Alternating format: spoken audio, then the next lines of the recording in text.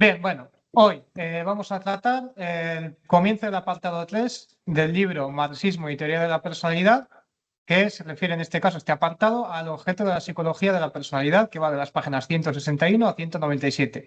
El apartado es más amplio, pero no lo hemos incluido en tanto que pues eran muchas páginas desde la cual. Entonces, aquí ya nos comienza el apartado con una serie de citas, el bueno de ser. La primera que me parece interesante es esta que nos dice que el individuo no tiene solamente un cuerpo orgánico. Esta es una cita de Marx, que aparece, si no me equivoco, es de Marx, que aparece ahí al principio. A ver, un segundito. De Karl Marx en los fundamentos de la crítica de la economía política. Luego pone también otra cita de Engels, pero en esencia lo que nos está diciendo es eso, que el ser humano no es meramente un cuerpo orgánico, sino que tiene otras realidades dentro de sí mismas. Y nos presenta un problema que parece insoluble, que no tiene solución, a saber, ¿qué es la ciencia de la psicología? ¿Qué pertenece a las ciencias psicobiológicas y qué a una ciencia independiente del psiquismo humano? ¿Cuál es la distinción real dentro de su unidad? Es decir, existe una unidad entre lo que se ha venido a llamar psicología y las ciencias psicobiológicas. Pero hay que justificar si es que existe una realidad independiente para la ciencia psicológica o si es meramente pues, una parte psicobiológicas y por lo tanto buscarle una entidad autónoma y propia pues sería algo propio de una filosofía especulativa y no científico. Siguiendo en esta línea, nos presenta este problema de la psicología y de la personalidad y de las ciencias psicobiológicas. Entonces, Ser nos abre una solución en bloque con el siguiente argumento. El psiquismo es una actividad nerviosa. La actividad nerviosa es fisiología. Pretender que el psiquismo escapa de alguna manera a la fisiología es prescindir de todo rigor científico.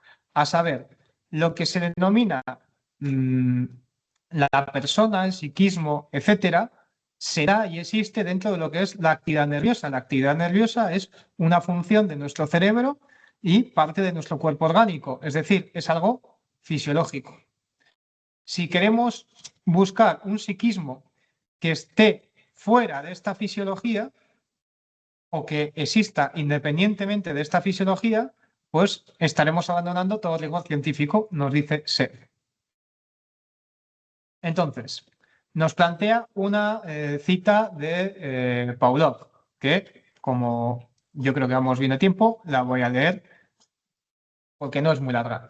Pavlov dice, estoy convencido de que se acerca una etapa importante del pensamiento humano, en la cual lo fisiológico y lo psicológico, lo objetivo y lo subjetivo se fusionarán realmente, y la penosa contradicción, la oposición entre mi conciencia y mi cuerpo se resolverá, de hecho, o desaparecerá por vía natural. En efecto, cuando el estudio objetivo de un animal superior, por ejemplo el perro, alcance, cosa que ocurrirá con seguridad, el grado en que el fisiólogo tenga la absoluta posibilidad de prever de manera exacta comportamiento de ese animal en cualquier condiciones. ¿Qué sucederá entonces con la existencia particular independiente de su estado subjetivo? ¿Qué existe naturalmente en él, pero le es propio como la nuestra lo es para nosotros? En tal caso, la actividad de cualquier ser vivo, hasta la del hombre, incluso, no se transformará obligadamente en un todo indivisible para nuestro pensamiento. Bien, lo que está planteándonos Pavlov es que lo fisiológico, y él se refiere aquí como algo objetivo, lo fisiológico es algo objetivo, y lo psicológico como algo subjetivo, se fusionarán en una única ciencia capaz de predecir el comportamiento del animal, pero también del ser humano, en la medida en que ambas se desarrollen, ¿no? En que se resuelva esa oposición. La psicofisiología se presenta en este aspecto como ciencia bisagra, según Seff, entre la psicología y la fisiología. Esto, nos dice Seff, es incorrecto en tanto que todavía abduce a la idea de que una psicología independiente de la fisiología. Es decir, la idea de ciencia bisagra le permite una autonomía epistemológica tanto a la psicología por un lado como a la fisiología. Y nos dice Seff que esto sería un error, porque se estaría negando implícitamente la fusión de ambas en última instancia. Entonces, a raíz, esto lo argumenta en la medida en que ese psiquismo es necesariamente algo de existencia material fisiológica. Es decir, estamos limitando aquí el psiquismo a su existencia como algo material y fisiológico, de tal forma que, según esta visión, tal y como lo está planteando, pues no podría existir una psicología de forma autónoma. Y es que nos dice que, en cierto sentido, es importantísimo precisar la afirmación de Pavlov es intachable. Es decir, desde cierta perspectiva, lo que nos dice Pavlov es intachable, pero que es importantísimo precisar en qué sentido. Que más adelante veremos que lo matiza un poco. Entonces, más adelante, como decía, Seff va a matizar la cita de Pavlov, observando que entre la neurofisiopsicología, pues existe una serie de, ¿cómo decirlo? Existe unos matices, ¿no? Entonces, según Pavlov, lo psicológico, bueno, esto ya lo hemos visto, perdón, se me ha traspapelado, aquí, entre la neurofisiopsicología, que es esta fusión de la fisiología y la psicología, pues entre la neurofisiopsicología y la sociología existe una materia para otra ciencia. Esto es algo que se pregunta y que va a responder afirmativamente. Esa es la ciencia de la personalidad. Repito, entre el análisis fisiológico del psiquismo, que sería esa neurofisiopsicología, y el análisis de las relaciones sociales en la comunidad humana, la sociología, existe otra materia que da pie a una ciencia, que sea una ciencia de la personalidad. Nos dice que el ser humano difiere de los animales, es un ser natural, pero cuya esencia consiste en las relaciones sociales. He aquí que no se puede limitar la teoría de la personalidad a esa neurofisiopsicología, porque a diferencia de los seres, de los animales, la naturaleza del ser humano es ser un ser social, el cual, bueno, pues tiene un desarrollo natural que es su propia historia, es decir, la historia de la humanidad pertenece a su historia natural, y en este sentido se requiere una ciencia para observar cómo esas relaciones sociales que se van desarrollando a lo largo de la historia influyen en la psicología, en el psiquismo y en las conductas del ser humano como animal biológico. Entonces, la psicología no puede ser ciencia de algo sustancialmente diferente de la actividad nerviosa, porque dicha actividad nerviosa es parte de la fisiología del ser humano y es dentro de ella que existe el psiquismo, es decir, no hay psiquismo sin actividad nerviosa. Pero siendo el ser humano un ser social, diferente de los animales, siendo la socialización su esencia en tanto que animal, la neurofisiopsicología no bastaría para abordar esta ciencia que nace precisamente allí donde se agotan las capacidades explicativas de la neurofisiopsicología.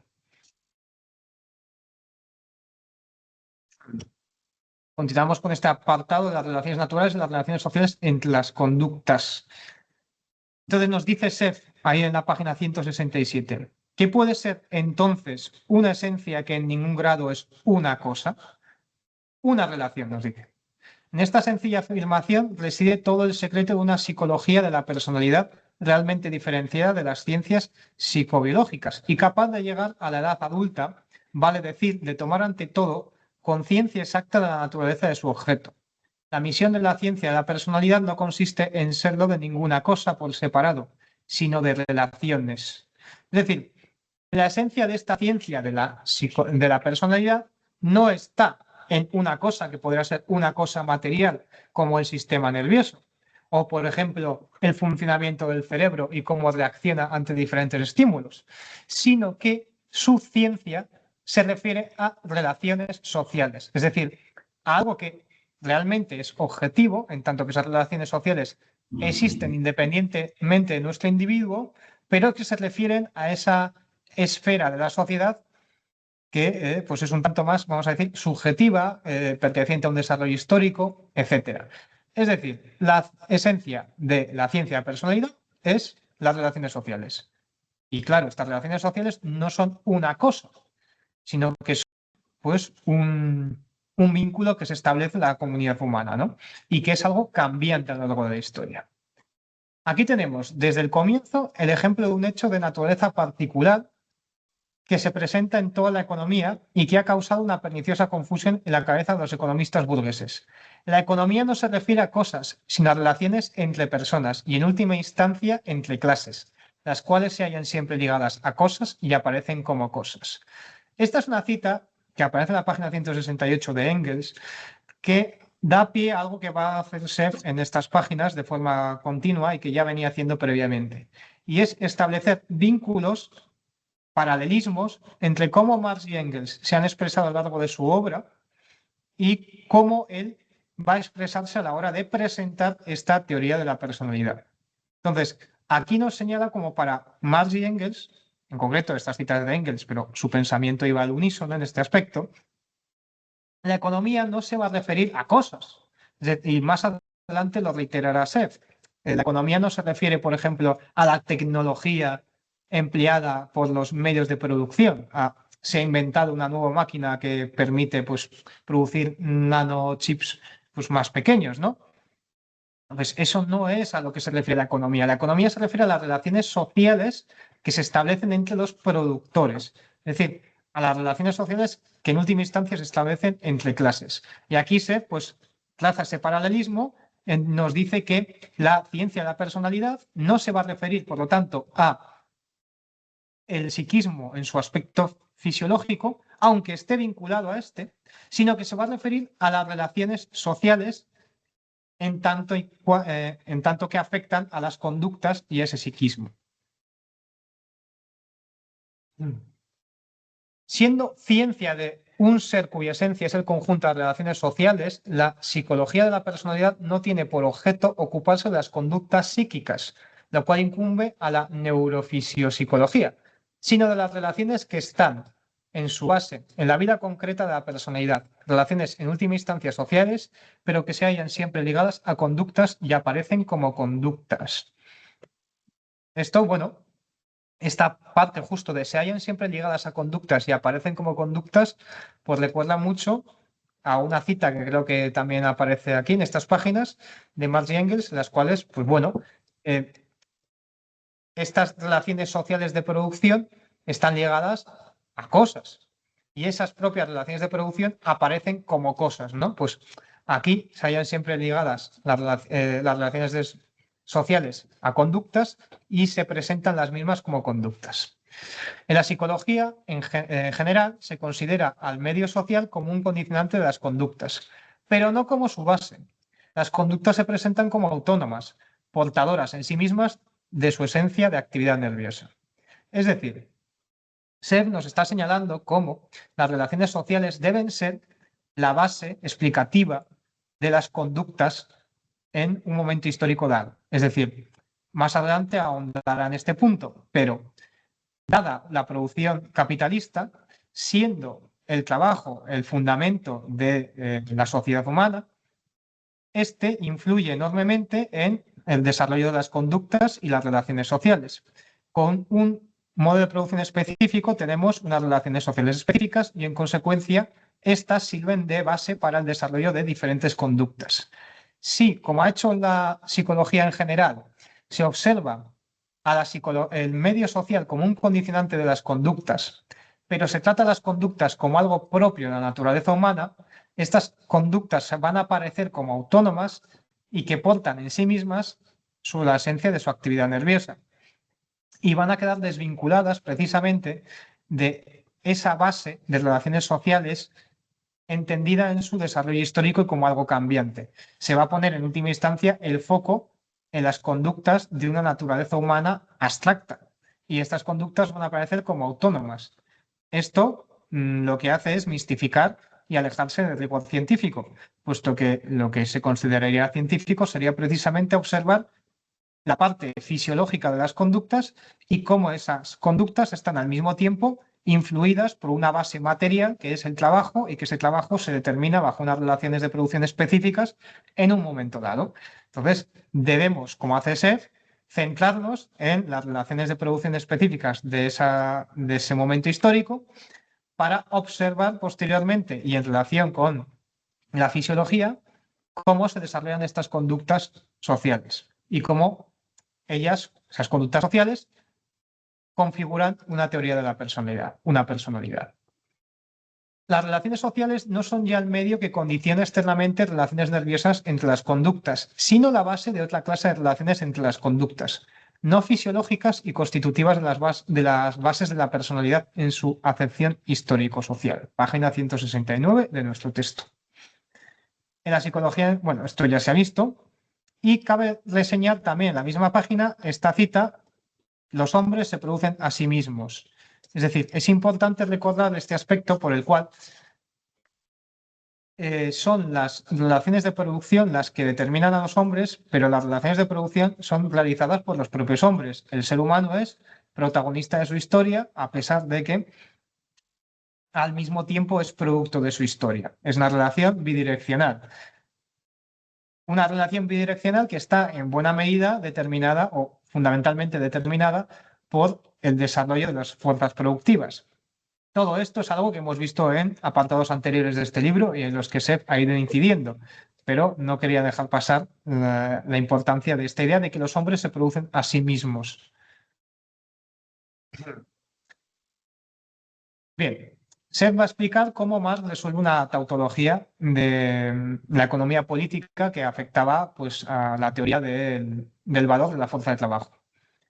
Y es que, de nuevo, va a apoyarse mucho en las obras económicas de Marx para encontrar en ellas pues, elementos de carácter psicológico y antropológico que, como él ya nos ha indicado, no suponen una ciencia de la psicología o de la personalidad desarrollada, pero son elementos interesantes que pueden servir para precisamente armar esta ciencia de la psicología y de la personalidad, que es lo que él está intentando hacer.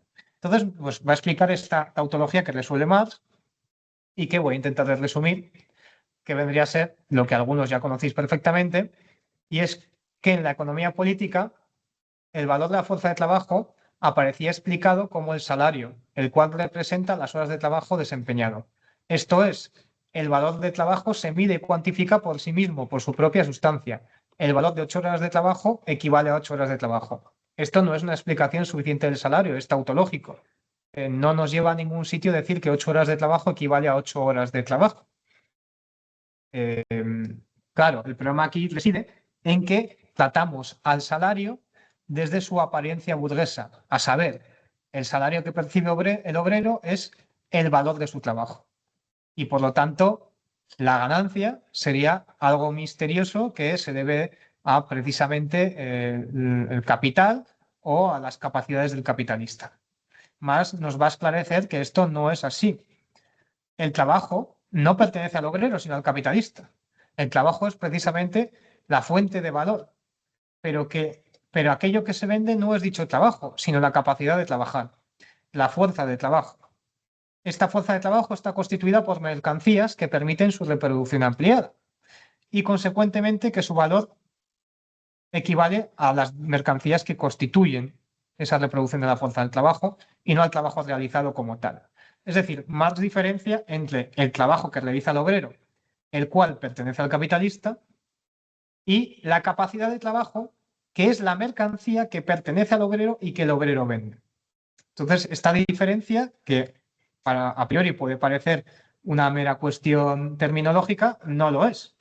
Porque lo que nos está diciendo es que el salario del trabajador se refiere a la capacidad de trabajar y esta capacidad de trabajar se repone mediante una serie de mercancías que permiten que el obrero pueda seguir trabajando las siguientes jornadas, pueda tener una familia, pueda tener una descendencia y de esa forma haya siempre obreros en condiciones físicas adecuadas para continuar trabajando.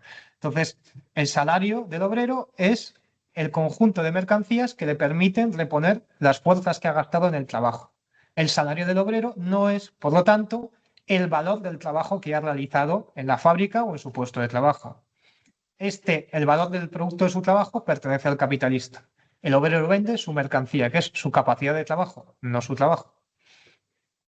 Seff expone esto para señalar que la apariencia inmediata del salario y por ende de otras relaciones sociales y conductas no tiene por qué corresponder con su esencia, tal y como señala Marx.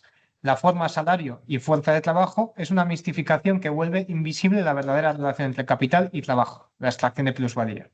Es decir, la apariencia de que el salario equivale al trabajo del obrero es una mistificación que hace imposible observar la relación esencial que subyace, que es la relación entre capital y trabajo, que precisamente lo que permite es esa extracción de plusvalía y la reproducción ampliada del capital. Entonces nos dice en la página 172, al ocuparse de las conductas solo en cuanto a realidades del comportamiento y actividades definidas desde el punto de vista biológico, lo único que en apariencia existe en la vida psíquica humana, y no sospechar siquiera el muy distinto problema de las relaciones sociales entre las conductas, se ajusta de un modo inevitable a la apariencia que toma la actividad humana, si se examina superficialmente a la sociedad burguesa. Aquí resulta evidente cómo se equivocan quienes atribuyen al estudio de laboratorio la abstracción de la psicología objetiva con respecto a la vida real. Esta abstracción se efectúa ya en el nivel de la concepción inmediata de la vida real, no siendo la psicología de laboratorio otra cosa que su prolongación sobre este punto. Bueno, básicamente esta cita lo que sirve es para criticar estas visiones que se basan en la apariencia de las relaciones sociales y de las conductas a la hora de analizar la psicología de los individuos. Una apariencia que lo que hace es mistificar la realidad subyacente. Una apariencia que no es más que una abstracción y por lo tanto nos dice que la psicología de laboratorio no es otra cosa que la prolongación de esa abstracción inicial que se ha hecho, que se ha quedado simplemente en la superficie de las conductas humanas y no ha observado que estas conductas humanas tienen una base que está fundamentada en las relaciones de producción de un momento histórico concreto, que sería el capitalismo. Entonces, las relaciones sociales no son ya el medio que condiciona externamente relaciones nerviosas entre las conductas, sino la base de otra clase de relaciones entre las conductas no fisiológicas y constitutivas de las bases de la personalidad en su acepción histórico-social. Es decir, ya llegados a este punto del análisis, para ser, las relaciones sociales no son un medio que va a condicionar las relaciones nerviosas entre las conductas, sino que es la base de otra clase de relaciones entre dichas conductas. Es decir, digamos, nos está otorgando la base para definir el desarrollo de diferentes personalidades que van a estar determinadas e influidas por esas relaciones de producción y que no son, por lo tanto, meramente fisiológicas, sino que están determinadas social e históricamente. En la psicología general se considera, bueno, esto ya ha aparecido de nuevo, vaya, he ido para atrás, disculpad. Total, que Seff critica que si no se observa la forma histórica de las relaciones sociales capitalistas, es decir, la influencia mistificada de las apariencias de la sociedad capitalista, si no se observa la implicación real de las relaciones entre trabajo y capital, aunque se tomen en consideración estas relaciones sociales como un condicionante del medio social, se llegará a una psicología superficial y burguesa, una psicología de leyes independientes en su esencia. Sería una psicología, por lo tanto, desvinculada del desarrollo histórico del ser humano y asimilada, un segundo, a una naturaleza humana como la que criticaba al hablar del humanismo y las corrientes especulativas, una noción idealista de la naturaleza humana. Lo digo con otras palabras. En la medida en que la psicología aparezca desvinculada del desarrollo histórico, nos va a presentar unas conductas que parecen propias de una naturaleza humana que es ahistórica y que por lo tanto se refiere a una idea de esencia humana que es especulativa e idealista, en la medida en que no observa el papel fundamental que tiene el trabajo en el desarrollo de la historia de la humanidad y de su psicología.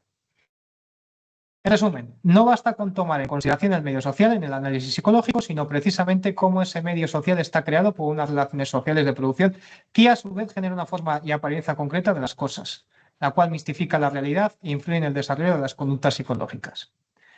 Y aquí una cita que, si no me equivoco, aparece en la página 173, pero pertenece también a Marx y Engels, voy a deciros exactamente, que aparece al Capital, si no me equivoco, al volumen 3 del Capital. Y nos dice la cita, un segundo. Así como, por ejemplo, el oro en calidad de moneda no es reductible a su naturaleza de sustancia química, aunque sea el soporte material de la otra. Es decir, el oro, en su calidad de moneda, se está refiriendo a su función social como moneda, no se reduce a su naturaleza como sustancia química, como un elemento que podría ser analizado por la física o por la mecánica, sino que tiene una realidad social que va mucho más allá de esa sustancia química, aunque dicha sustancia química sea el soporte material de su existencia social. Aquí sucede lo mismo. La fisiología puede ser el soporte material de las conductas y de la personalidad humana determinada históricamente. Pero esa personalidad humana y esas conductas influidas por esa personalidad están más allá de la mera fisiología. Están determinadas por el desarrollo de esas fuerzas productivas, el desarrollo de esas relaciones de producción, el desarrollo en última instancia de la naturaleza humana como una naturaleza histórica. Las conductas dentro de la producción, como puede ser cortar madera o conducir un coche, pueden observarse como meras tareas físicas, pero nada tiene que ver si se observan bajo la forma social en que se dan. Nada tiene que ver el trabajo de cortar madera para la casa propia que el trabajo asalariado de maderero. Esto es, si un trabajo idéntico se realiza para sí o se realiza para otro, y en concreto bajo una forma capitalista, de trabajo enajenado. Las implicaciones psicológicas son muy diferentes. Pone una serie de ejemplos, en los cuales pues, nos dice que un trabajo como puede ser trabajar en una oficina o como puede ser trabajar en el campo llevando unos bueyes, pues es un trabajo que tiene unas implicaciones psicológicas, unas implicaciones en nuestra conducta y en nuestra personalidad. Ahora bien, nada tiene que ver si este trabajo es trabajo para uno mismo o trabajo enajenado. Es decir, hay unas formas sociales pertenecientes a las relaciones sociales de producción, a las relaciones sociales, que influyen enormemente en cómo esas actividades físicas influyen en nuestra conducta y en nuestra personalidad. Y nos dice, por ello, la teoría de la personalidad, en la medida en que se constituya mediante relaciones sociales, no puede ser establecida tomando como base datos psicológicos elaborados por la ciencia de la conducta, que no son la base real de la personalidad.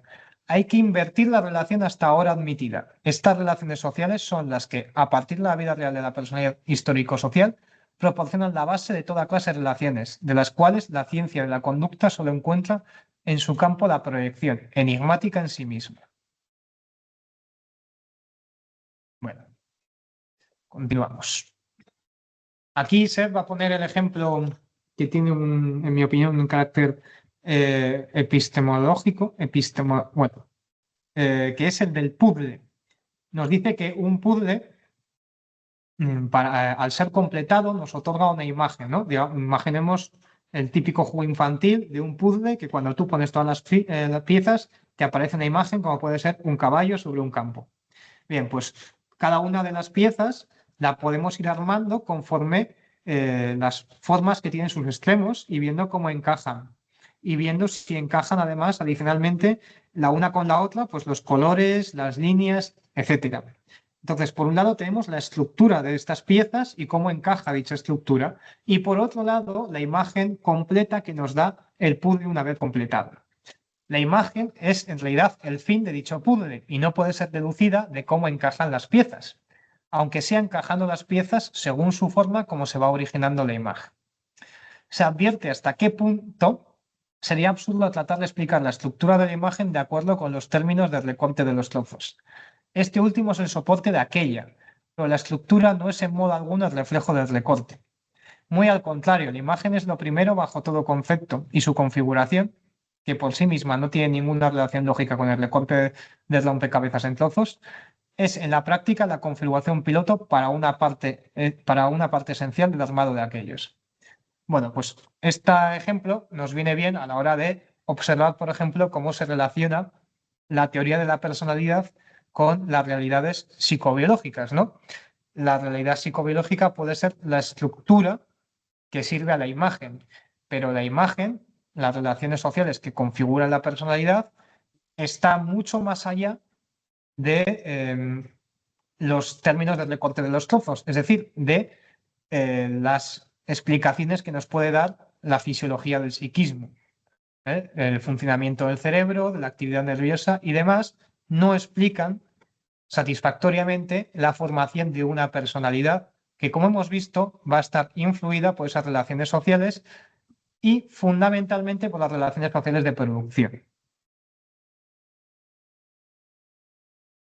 Confundir, tras la engañosa unidad de la palabra psicología, la ciencia de la conducta con la ciencia de las relaciones sociales entre las conductas sería un error del mismo tipo que el que consiste en confundir tecnología y economía política bajo la incierta denominación de ciencia de la producción. Y la ciencia de la personalidad, articulada con el materialismo histórico, debe ser construida en una posición homologama, homologama de la economía política. Esto no sé si lo tengo bien copiado.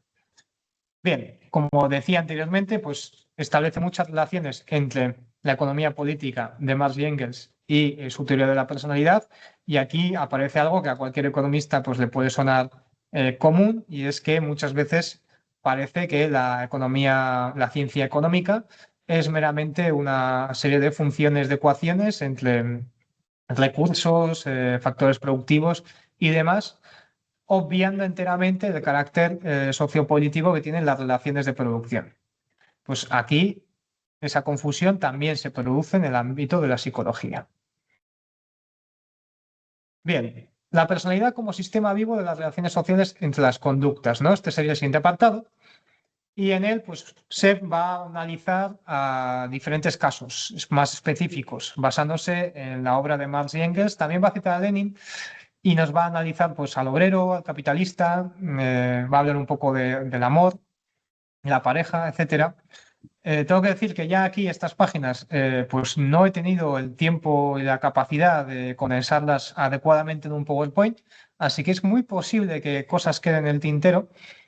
En ese sentido, espero que luego con las dudas y con el debate puedan salir a reducir, y haré pues un breve repaso de lo que he sintetizado. Entonces, nos habla Seb de que las condiciones de trabajo y de vida del trabajador se han distanciado mucho unas de otras y ya no le son propias. Es decir, en formaciones sociales precapitalistas, las condiciones de vida del trabajo y del trabajador pues estaban mucho más identificadas.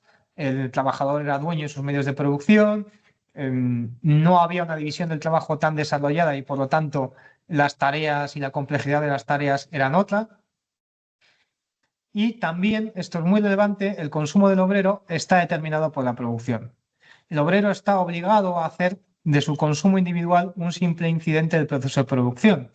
Luego, los víveres que mantienen su fuerza cumplen igual función que el agua y el carbón con que se alimenta la máquina de vapor.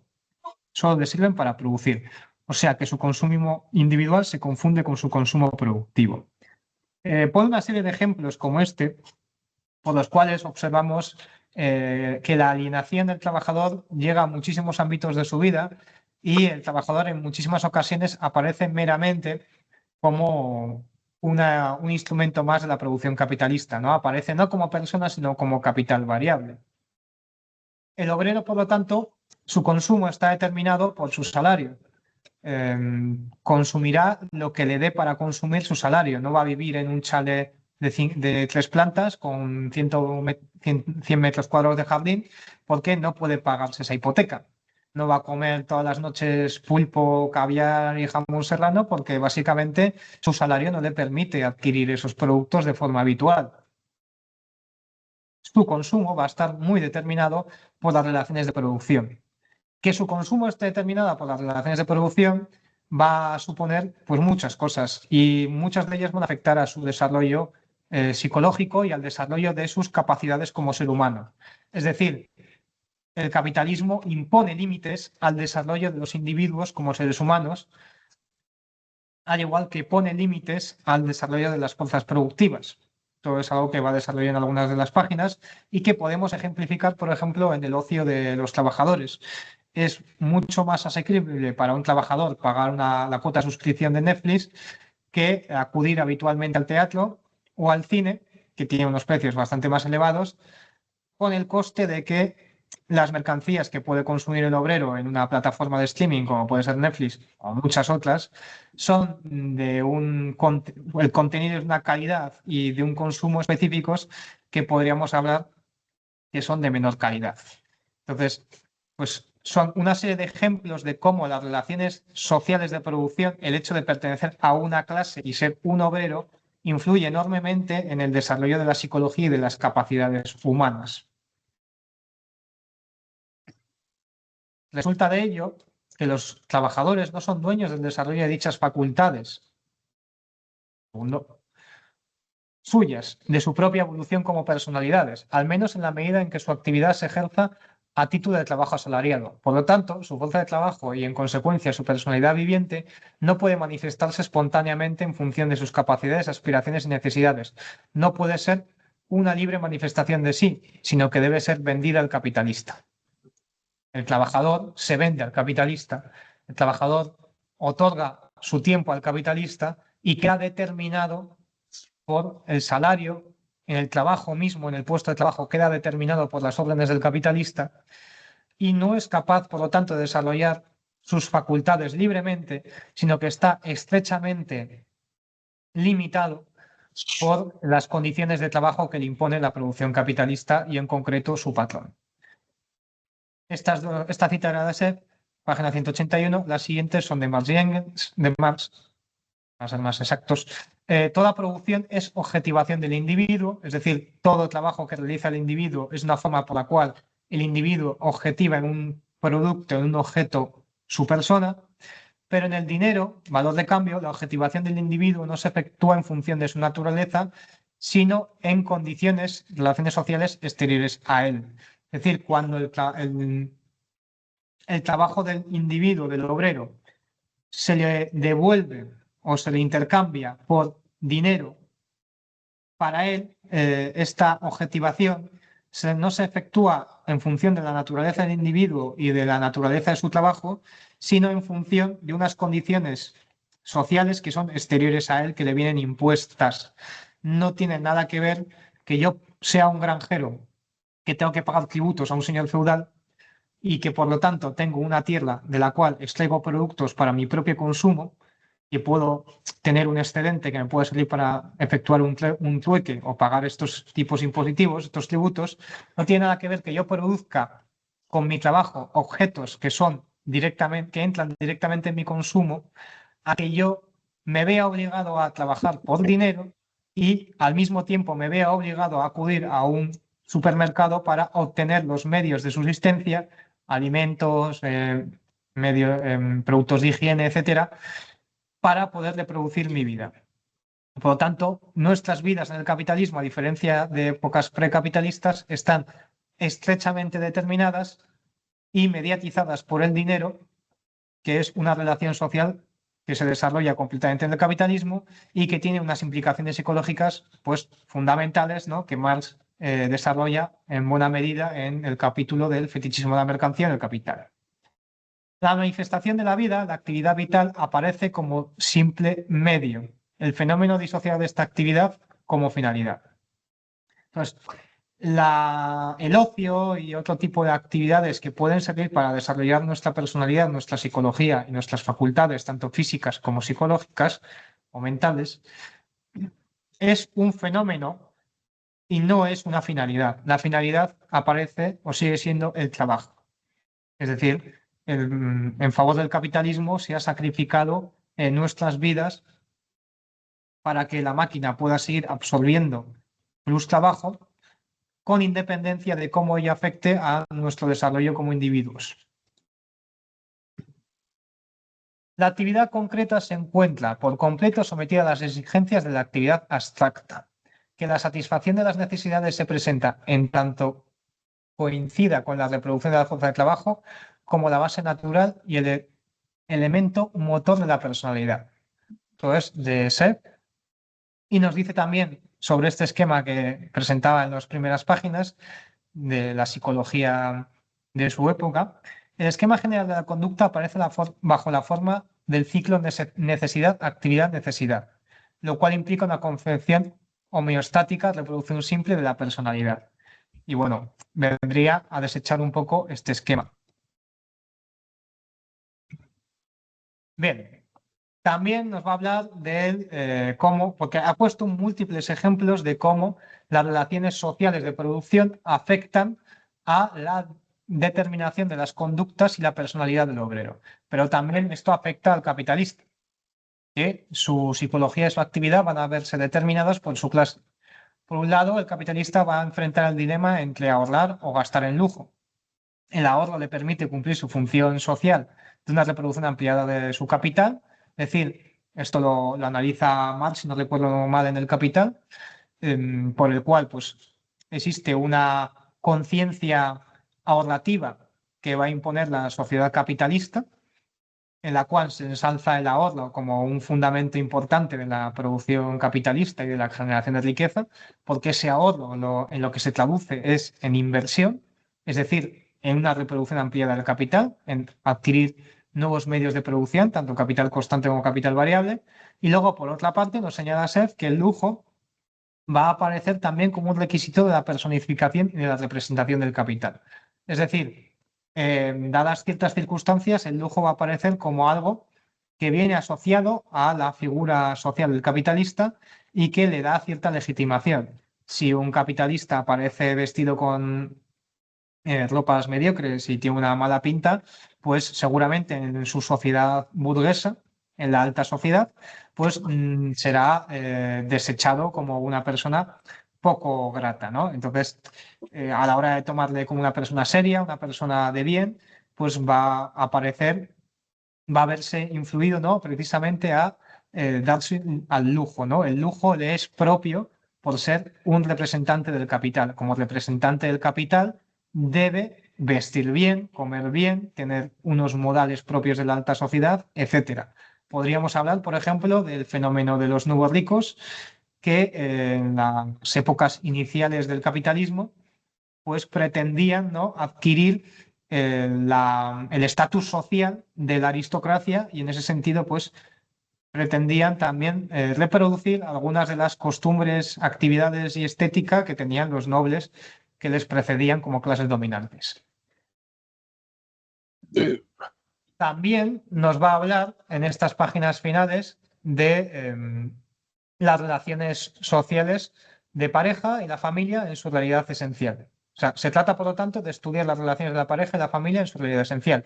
¿Y qué significa estudiar científicamente esta realidad esencial? Sino comenzar por el examen de los intercambios materiales en que consiste, o por lo menos se basa, una psicología científica materialista de las relaciones de la pareja y la familia. Se apoya en el atento estudio de la economía doméstica, de lo contrario no existe, etc.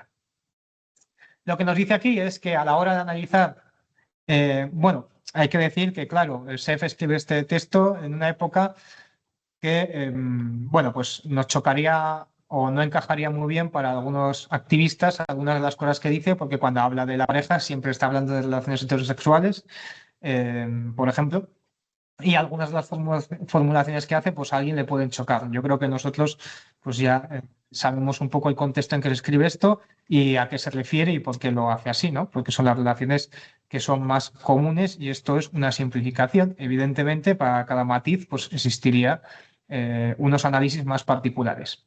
En todo caso, nos identifica que en las relaciones de familia, un elemento fundamental es el intercambio. Por ejemplo, el marido trabaja como obrero asalariado y la mujer trabaja en el hogar esclavizada por las tareas domésticas. Nos pone un ejemplo interesante, cómo cambia la psicología de la mujer cuando ella misma tiene un trabajo asalariado y por lo tanto ya no se encarga de las tareas domésticas, sino que contrata a una criada o criado para que se encargue de dichas tareas domésticas. Entonces, la psicología de esa mujer cambia radicalmente. Y el intercambio dentro del núcleo familiar también cambia radicalmente. La mujer ya no depende económicamente del marido que trae un salario, ella misma gana su propio salario. Nos dice también que no debemos limitarnos a observar estas relaciones sociales tanto del capitalista como del obrero, como dentro de la familia, como un copia y pega, ¿no?, de las relaciones de producción capitalistas. Las relaciones de producción capitalistas son la base que determina el resto de relaciones que configuran la personalidad.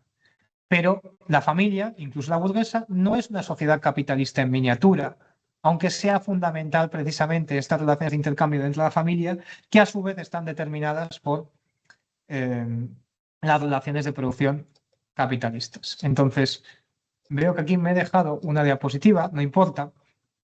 Se habla, se incide más, ¿no?, sobre el hecho de cómo, por ejemplo, se pone la cita de Lenin, según la cual es fundamental el desarrollo del trabajo doméstico y las relaciones de producción capital-trabajo doméstico para la emancipación de la mujer. A día de hoy, por ejemplo, podríamos argumentar, ¿no?, que esto ha cambiado bastante con la introducción de nuevas tecnologías y también con el reparto del trabajo doméstico en la pareja, por la cual, pues bueno, ya no es simplemente la mujer la que se dedica a las tareas domésticas, sino que en algunos núcleos familiares el hombre pues participa en mayor o menor medida en estas tareas y pues aparecen estos intercambios de trabajo pues de una forma más equilibrada entre las dos personas. En todo caso, bueno, pues decir que son elementos bastante complicados, ¿no?, los que plantea Seth y que realmente los toca tangencialmente. Deduzco que en este libro no vamos a tratar toda la complejidad que presentan estos temas. A saber, el amor, las relaciones de pareja, la familia, la formación de la personalidad del niño también, ¿no?, porque habla del niño. Y por último, concluir que el texto termina, antes de comenzar con el siguiente apartado, con una recapitulación que resulta interesante y que sintetiza bastante bien algunos de los elementos que ha presentado Seth previamente en estas páginas y que, bueno, pues no he tenido el tiempo ni la capacidad de sintetizarlo a tiempo en esta presentación, pero que no obstante, bueno, pues comento que ha parecido relevante y puede servir para entender algunos de los elementos que se presentaban previamente. Dicho esto, voy a dar paso a las preguntas y por lo tanto voy a dejar de compartir la presentación. Primero dudas, después ya pasamos a comentarios. Así que si alguien tiene alguna duda, ya sea los que estéis en casa o los que estéis presencialmente, pues hacedlo saber y en la medida de lo posible, pues las resolveré yo u otra persona que esté presente o se quedarán sin resolver.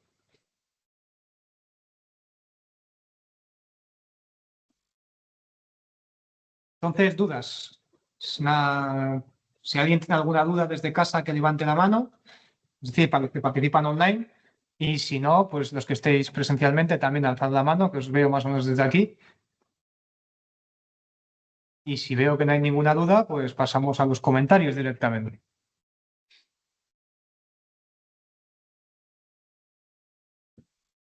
Bien, veo que el texto debía ser sencillo, lo he explicado bien, cosa que no lo tengo tan claro, pero veo que no hay dudas, así que creo que Joaquín ha alzado la mano, Sí, así que adelante. bien. Ha sido muy buena presentación de estas páginas complejas para quienes no somos psicólogos, pero yo quiero llamar la atención sobre algo que dice en la página 185, porque creo que ahí expresa la ambición que supone declararse comunista. Parece a veces que el objetivo es, pues qué sé yo,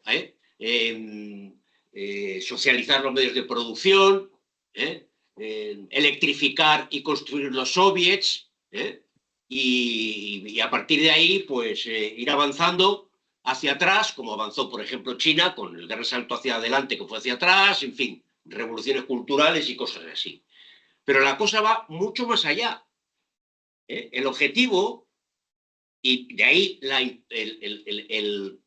el carácter específico de la revolución comunista respecto a todos los procesos revolucionarios anteriores en la historia de la humanidad, lo sintetiza, en mi opinión, en la página 185, donde dice, dos párrafos, si en la personalidad el desarrollo de la actividad... No, la ley esencial, lo que llama la ley de esencia social. Dice, el estancamiento de innumerables personalidades, a menudo desde la primera juventud, en un nivel muy inferior a aquel cuya accesibilidad demuestran en una sociedad dada algunas personalidades excepcionales. Se está diciendo que lo que y luego lo repite más adelante, los grandes hombres no serán en cierto sentido los hombres normales de esta época y la regla común del de Medro, justamente la excepción que habría que explicar. Lo que está diciendo es que el desarrollo de las fuerzas productivas y la evolución de la comunidad a lo largo del tiempo nos lleva a una situación en la que es posible que lo que consideramos las personalidades excepcionales, de personas a las que se reconoce un mérito especial, sea la norma social. Y sin embargo, bajo las relaciones sociales capitalistas, bajo la abstracción del trabajo, en fin, todo lo que he ido explicando ahora, resulta que no es así, que la inmensa mayor parte de la población, empezando por la clase obrera y el conjunto de la población, se tiene que conformar con un desarrollo de la personalidad muy inferior al potencial que hoy es el de lo que consideramos las personalidades excepcionales. Es decir, que el desafío no es solamente un problema de reparto, de reducción de los niveles de pobreza absoluta o relativa. No. Lo que está diciendo es que esta sociedad constriñe a tal punto la vida de las personas que hace que la mayor parte de las personas tengan una personalidad tarada, limitada, amputada respecto a todas sus posibilidades. E ideológicamente, eso lo explica en otro artículo, ideológicamente, ¿cómo se denomina? Bueno, pues la creencia en los dones. Es que fulanito está dotado para la música, menganito está dotado para el arte, tiene oído, dotado para las lo que llaman los dones, que es una pura ideología. Dice, no. Los que consideramos dotados es porque han podido, por las razones que sean, que habría que analizar, escapar a esta tendencia que tiene la sociedad capitalista de amputar en todas las personalidades su potencial. Claro, esto creo que no es solamente que lo diga Sepp, sino que con las citas que presenta, sobre todo las de la ideología alemana, muestra que es el fondo del planteamiento de Marx. El planteamiento de Marx no es que al trabajador se le obliga a trabajar 8 horas y se le pagan 4, y el capitalista le roba el producto de 4 horas de su trabajo. No. El fondo del planteamiento de Marx, y de ahí la lógica del capital y la destrucción del capital, es que el capital permite lo que llama aquí la accesibilidad a unas personalidades desarrolladas y al mismo tiempo impide a la mayor parte de la población el desarrollo, el acceso a esa personalidad desarrollada. Y que el desafío es realmente de alcance.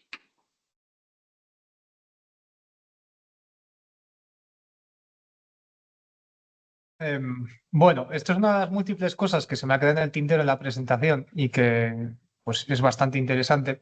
Y se me ocurre un ejemplo, ¿no? Decía Joaquín, entre los dones hablaba del don de la música. La música es un lenguaje. Bueno, a ver, hay gente que tiene unos conocimientos musicales superiores a otros, pero si uno estudia solfeo, estudia piano, pues es un lenguaje que enriquece mucho y, por ejemplo, tiene estrecha vinculación con la matemática. Si tú te formas y dedicas tiempo y dinero para que tu hijo aprenda esto, pues su desarrollo como persona por lo menos va a tener unas capacidades mayores a la hora de desarrollar una personalidad y de disfrutar de la vida, en mi opinión. Al mismo tiempo, fijémonos en el atraso. En la antigüedad era bastante habitual que por la diversidad lingüística y por que los viajes eran más frecuentes de lo que nos pensamos, una persona hablará múltiples idiomas bien. No chapurrear inglés como para pedir un par de cervezas o atender al guiri de turno. No, no, hablar inglés excelentemente, o no excelentemente, pero nivel B2, T1. Y no solo inglés, también hablo occitano y hablo aragonés, por ejemplo. Por poner ejemplos, ¿eh? A día de hoy, mm, muy pocas personas son bilingües, trilingües, por lo menos en España, ¿eh? En otros países es diferente, ¿no? Lo que quiero decir es que, de nuevo, son las condiciones sociales las que permiten que yo invierta dinero en mi hijo para que esta persona pues, pueda tener unas capacidades superiores. ¿Por qué he puesto el ejemplo de los idiomas? Porque los idiomas al final son mecanismos para configurar también el pensamiento. Si yo hablo distintas lenguas que tengan gramáticas diferentes especialmente, pues voy a tener una configuración mental que me va a permitir desarrollar tal vez más ideas, ¿no? Y un pensamiento más complejo. Por lo tanto, me va a permitir un desarrollo de las facultades muy superior. Y no tenemos por qué irnos ni siquiera a otros idiomas. Mismamente en la propia lengua común, ya sea el castellano o el euskera que lo hable, tenemos que el vocabulario que se emplea cada vez es más escueto, cada vez se emplean menos palabras. Ha habido una reducción del vocabulario a medida que ha avanzado las relaciones de producción capitalistas que han ido abarcando cada uno de los aspectos de nuestra vida hasta los más íntimos. Entonces, ¿qué significa esto? A menor vocabulario, menos matices a la hora de emplear el lenguaje y menos matices a la hora de pensar. Un pensamiento más pobre. Se está activamente limitando las capacidades y las facultades de los individuos al no permitir un desarrollo más rico en estos aspectos del lenguaje o, como decía Joaquín, de la música, ¿no? Que también es interesante. No sé si alguien más quiere comentar algo más. Que levante la mano.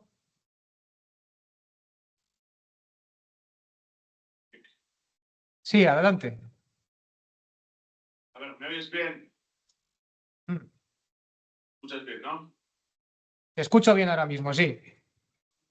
Bueno, a mí, bueno, hay unas cosas que me gustaría debatir que igual no, pues, no debato correctamente, pero me gustaría decir una cosa. Por ejemplo, hay un asunto con la fisiología que si se puede, llegado a un momento, deducir todo cualquier comportamiento de un ser humano, igual que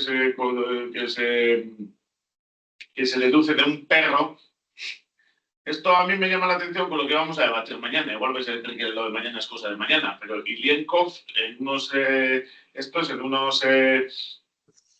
en un pasaje que cita en el prefacio de mañana, Víctor Carrión, cita contra el superordenador inteligente de la IA, que ya lo proponían algunos soviéticos como Igor Narsky. Entonces yo no sé hasta qué punto fisiologismo del cual parte ser el fisiologismo de pavloviano es del todo representativo de la psicología marxista o de la psicología como se ha tratado en la Unión Soviética. Bueno, aquí a mí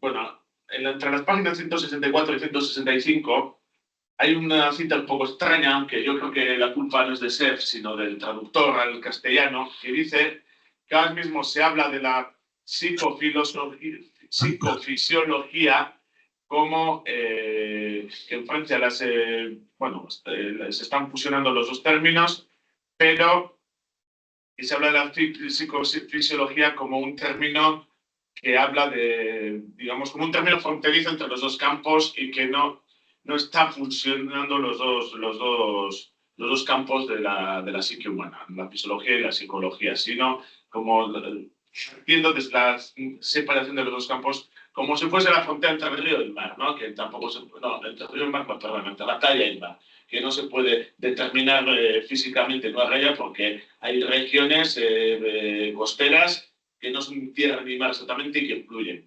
Y eso Seth lo entiende como un error. Sin embargo, si vamos más para adelante, en el siguiente párrafo, dice que dice, en verdad el desarrollo de la psicofisiología no es de ninguna manera el incremento estático del estudio de estas zonas de contacto fronterizas, sino es el proceso de transformación de, digamos, la absorción de la psicología por la fisiología. O sea, a mí me suena un poco extraño que pase de un tono un poco negativo o pesimista desde su posición al siguiente párrafo, como diciendo, bueno, es que está subiendo esto, pero solo estamos tratándolo como una zona fronteriza, al siguiente párrafo hablar como en un tono optimista, diciendo, no, se está consumando la absorción o de la psicología por la fisiología o la inserción de la psicología en la fisiología. Aunque yo aquí creo que no es tanto culpa de Seth como del traductor. Pero a mí hay unas cosas que me parecen un poco... Bueno, hay una cosa que comentaré más adelante, porque no quiero monopolizar. También me parece un poco que es demasiado esclavo el conductismo de Pavlov. La psicología soviética tenía como punto de partida de la psicología humana el trabajo, que el trabajo es lo que deja de que los humanos sean humanos. Hay una cita de Marx, de hecho, que dice que el trabajo es lo que da potencia el trabajo, no como trabajo asalariado, no como trabajo categoría histórica del medio de producción capitalista, el trabajo abstracto como método de transformación de la naturaleza es lo que potencia al ser humano. Eso lo dice, en algún punto lo dice Marx. La psicología soviética tira también por este lado. O sea, si podemos leer, por ejemplo, aquí este hombre dice: los conductistas desde el comienzo mismo se negaron a estudiar el pensamiento abstracto que debe ser aparentemente objeto de la psicología. País al contrario, el objeto de la psicología es el comportamiento comprendido, reacciones ante estímulos como resultado de las repeticiones y los reforzamientos con proceso que se construye por el esquema elemental del reflejo condicionado. Esto lo dice Luria. Los conductistas nunca tratan de abordar análisis de los mecanismos fisiológicos de la conducta, y esto conduce a su dependencia radical por la teoría de la actividad nerviosa superior. Se limitan al análisis de la fenomenología externa del comportamiento. Y continúa Luria diciendo: el trabajo es lo que el trabajo abstracto como medio de transformación, lo que diferencia y lo que permite insertar el lenguaje en el ser humano. Porque el trabajo nos permite dar un nombre, o sea, nos permite, el proceso de transformación del trabajo nos permite dar un nombre no a lo que ya existe, que es de lo que hablan los animales o los niños y las niñas, las recién nacidas, de lo que ya existe, sino nos permite nombrar aquello que todavía no existe, pero que va a existir, si nosotros lo cambiamos. En un momento, Luria sigue diciendo: naturalmente, la psicología y la abordaje de posiciones pierde toda la posibilidad de abordar científicamente las formas más complejas específicas para el hombre o el traductor de actividad consciente. O sea, a mí, lo que es consciente que se refiere al propio trabajo. Otro momento dice que si se abre manual de psicología escrito por un conductista, incluso en los últimos tiempos se puede encontrar en el capítulo sobre instintos, sobre hábitos, pero no sobre un capítulo dedicado a la voluntad, al pensamiento o a la conciencia. Esto es psicología soviética, y que dice que precisamente no da paso la psicología conductista, el paso al pensamiento abstracto, al pensamiento de lo que todavía no existe y lo que podemos evocar, pero también al pensamiento abstracto. Vygotsky, en un momento, dice para explicar las formas más complejas de la vida consciente del hombre es imprescindible salir de los límites del organismo, buscar los orígenes de esta vida consciente y el comportamiento categorial, esto es, los hiperónimos, las relaciones, nombrar las relaciones, no solo objetos, aunque no haya objetos existentes o objetos que van a ser, sino nombrar las relaciones, pero eso es una actividad consciente. Bueno, la solución que encuentra Seth, yo creo que es una solución parcial. Porque si bien tiene razón en lo que dice él, yo creo que yo le voy a decir lo que él dice de Pablo. Si es cierto lo que dice y es irrebatible lo que dice, desde el punto de vista de tomar una posición sobre una forma históricamente dada, sobre un trabajo históricamente dado, que es el trabajo asalariado, y cómo transforma las relaciones, bueno, me podría prolongar hablando de si los ricos visten pobres o visten bien, o si de las mujeres trabaja más o menos fuera de casa o dentro de casa. Eso me podría prolongar, pero no vamos a prolongarnos ahí, porque si no monopolizo todo. si bien Seth tiene razón en todo lo que dice, hay cosas, yo creo que hay ciertas lagunas ahí, ¿no? Que es que, por ejemplo, Vygotsky mismo relaciona el trabajo y habla del cambio que el socialismo va a acontecer en el humano, en un texto escrito en 1930, no por el desarrollo de la fisiología de Pavlov, sino por el cambio, bien, de los medios de producción, de la abolición del trabajo, de la división del trabajo y el cambio entre relaciones entre los humanos. Todo lo que he citado aquí es psicología soviética, ¿eh?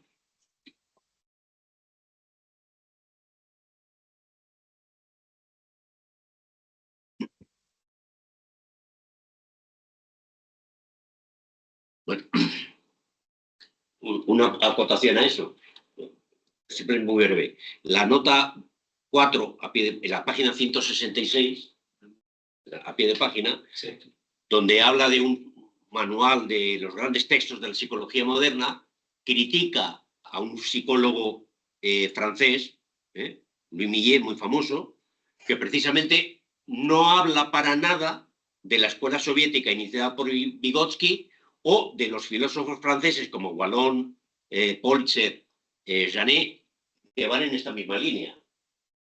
Es decir, que eso sin haber leído a Vygotsky cuando escribió este libro, sí había leído a Luria y a otros psicólogos discípulos de Vygotsky, lo conocían.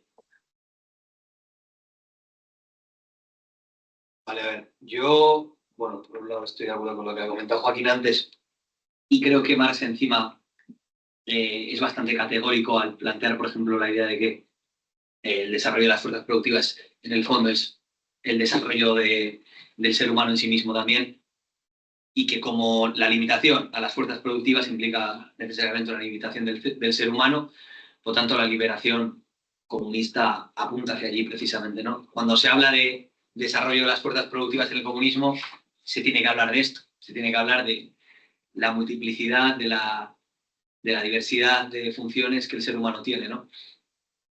Ahora bien, bueno, simplemente por comentar, a la sensación como que le oponía o algo así a los procesos de revolución socialista, casi caricaturizando cómo se han llevado a cabo, teniendo en cuenta que las condiciones, primero, no son las mismas de las que se parte en países semifeudales como para plantear tareas de esa índole, y segundo, que estamos hablando de sociedades de transición, que eso necesariamente implica que se arrastran viejas herencias y que, bueno, cuando se habla de los soviets y de la electrificación es porque son bases sobre las que después construir o edificar ese tipo de sociedad superior comunista donde se desarrollen todos esos dones, etc.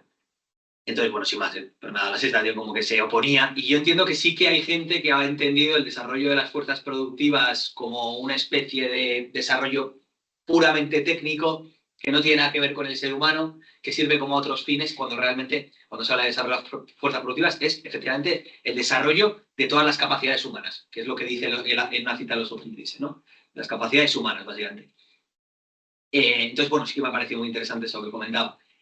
Luego, yo creo que, o sea, en caso del conductismo, obviamente yo no tengo ni puta idea de esto, más allá de lo que he leído aquí, quiero decir. Entonces no he leído ni a Pavlov, ni he leído a ningún soviético, ni nada por el estilo. Pero bueno, yo entiendo que aquí lo que le compra primero a Pavlov es la idea de que toda actividad psíquica es una actividad fisiológica y que eso es innegable. De lo contrario, si negamos eso, estamos cayendo en una especie de idealismo, es decir, si no es todo una especie de generación de actividad nerviosa, un producto de actividad nerviosa, entonces, ¿qué es? Bueno, pues eso sería fruto, ¿no? Aquí ya entraríamos en cábalas como que es fruto de una especie de algo externo a nosotros, un alma, un vete tú a saber qué. Entonces, eso yo creo que está claro. Y luego respecto al conductismo, si yo le he entendido bien la idea y que creo que es interesante, sería el tema de que el conductismo capta, por así decirlo, al igual que la economía política, pero con su momento de verdad, lo que sería la superficie de la sociedad burguesa en cuanto que la conducta es una especie de superestructura de las relaciones sociales. A ver si me explico.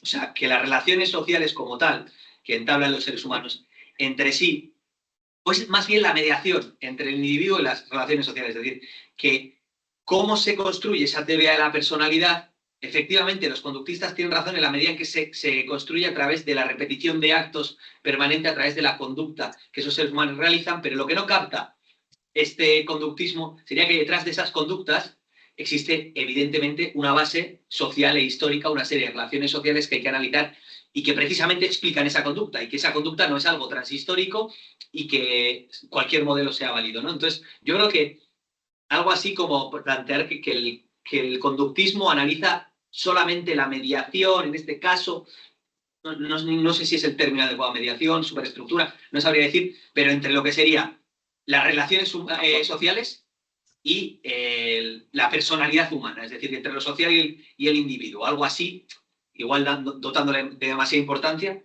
pero que al hacerlo pierde de vista precisamente lo que es lo fundamental, que serían las relaciones sociales. Y luego, para finalizar, hay una cosa que yo creo que he entendido en las páginas 181, 182, que es la crítica a la necesidad, actividad, necesidad, que es una crítica que le realiza a estas teorías que plantean que ese es el esquema general de la conducta. Él lo que sugiere es que es algo específicamente capitalista, ¿no? Y lo hace, digamos, trayendo a colación una serie de citas en las cuales se presenta en el capitalismo el trabajo no como una especie de fin en sí mismo, sino como un medio para producir algo, ¿no? Y por lo tanto que, digamos que en este caso la necesidad aparece como única finalidad del ser humano, mientras que el trabajo como medio, y que eso es una inversión y tal.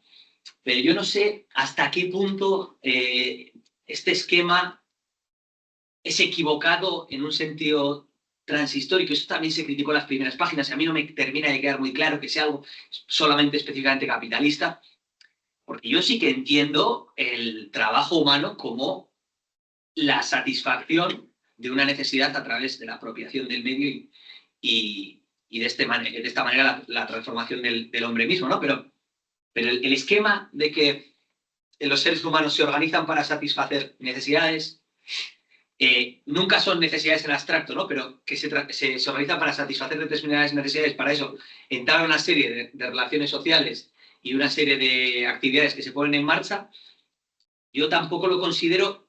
Claro, yo no sé cómo lo plantea el conductismo, no sé exactamente cómo se plantea esto, pero bueno, el esquema este de que efectivamente el ser humano pretende satisfacer una necesidad y para eso organiza su metabolismo en relación con la naturaleza y la transforma para apropiársela, es decir, trabajo, actividad, por así decirlo, yo creo que más o menos es un esquema que cualquier marxista en principio acepta, ¿no? Y que a través de ese trabajo, además, al transformarse a sí mismo también, genera nuevas necesidades, ¿no? Y creo que este esquema, así de forma similar, no me acuerdo, pero creo que estaba algo así en la ideología alemana, ¿no? En su momento, en ese escrito se plantea algo similar a la hora de hablar cómo se ha generado la historia humana, ¿no? Como que hay una serie de necesidades, que el trabajo satisface y que luego se generan necesidades más complejas, etc. Yo entiendo que quizá esto es una cuestión un poco más profunda que me estoy perdiendo de alguna manera y que igual hace referencia a eso, al conductismo y cómo lo plantea, pero bueno, que el esquema en sí, en cierto punto, igual se me asemeja un poco a la idea del trabajo humano, la división social del trabajo para satisfacción de necesidades, etcétera, sin más. Pero ya te digo que no sé si lo estoy captando muy bien. Es que, si te refieres a la página 182, ese esquema de la necesidad lleva a la actividad a la necesidad, dice que es el resultado de la relación capitalista. Sí, sí. Porque no es que en abstracción del marco histórico concreto, lo que dice es que el trabajo es un trabajo también de creación de nuevas necesidades. Y en la medida en que es un trabajo libre, pues las necesidades nuevas que se puedan crear, pues serán las que vayan en el desarrollo de la plenitud del ser humano. Pero en la relación social capitalista hay que trabajar porque hay que comer, hay que trabajar porque hay que comprar ropa, hay que trabajar porque... Es decir, estás esclavizado por esa relación, necesidad, actividad, necesidad. El esquema general de la conducta aparece bajo la forma del ciclo, que es una concepción homeostática de reproducción simple, con consecuencia el clarísimo efecto ejercido sobre las personalidades por relaciones sociales caracterizadas a su vez por una tendencia interna a trabar el desarrollo de las fuerzas productivas. Sí. En la medida en que el conjunto de la población está sujeto a trabajar por necesidad, lo que está diciendo es que el orden social, las relaciones sociales son, relaciones que limitan, más que permitir el desarrollo de las fuerzas productivas en el sentido que señalabas antes, lo están limitando. O sea, no es que él diga que eso es como tiene que funcionar.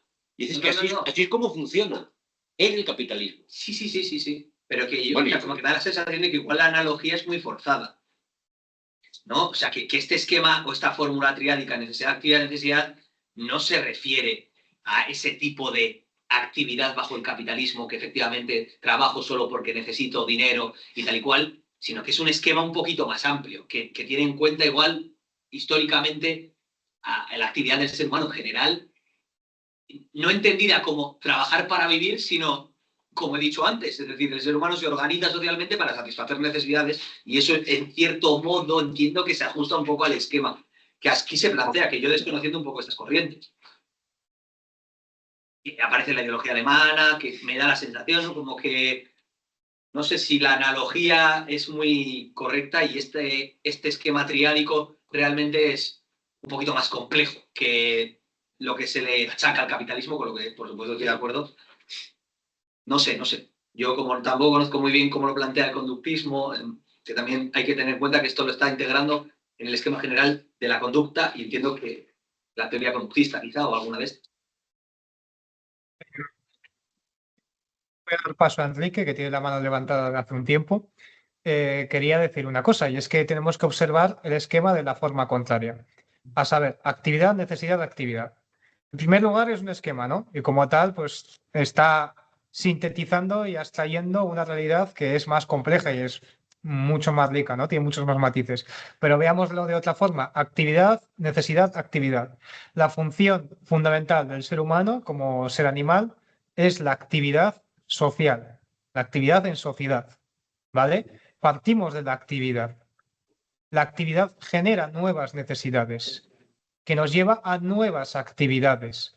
Aquí aparece el ser humano como ser histórico, como el hecho de que la historia es parte de la naturaleza del ser humano. Por lo tanto, nosotros ya comenzamos trabajando activamente y de ahí desarrollamos unas fuerzas productivas superiores que nos llevan a unas necesidades nuevas y a una nueva actividad.